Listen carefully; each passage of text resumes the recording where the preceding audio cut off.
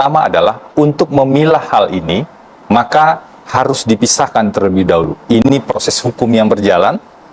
Jadi proses hukum yang berjalan itu harus secara fair.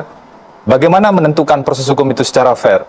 Hak-hak dari tersangka dihormati, kewenangan dari penyidik juga dihormati. Nggak boleh kita menghambat penanganan perkara yang dilakukan oleh penyidik. Tapi jangan abaikan juga ada hak-hak dari tersangka.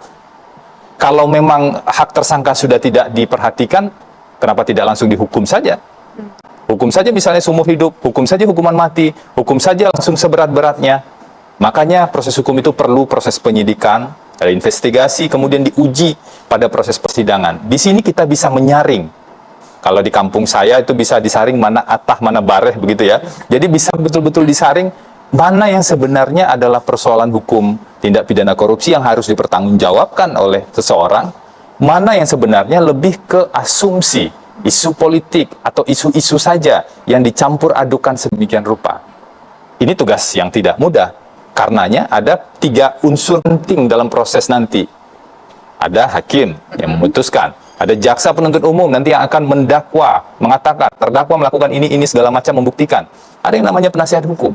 Proses diskursus di segitiga inilah yang kemudian bisa menemukan orang yang berada di tengah yang namanya terdakwa itu bersalah atau tidak, dan seberapa besar ia harus mempertanggungjawabkan itu.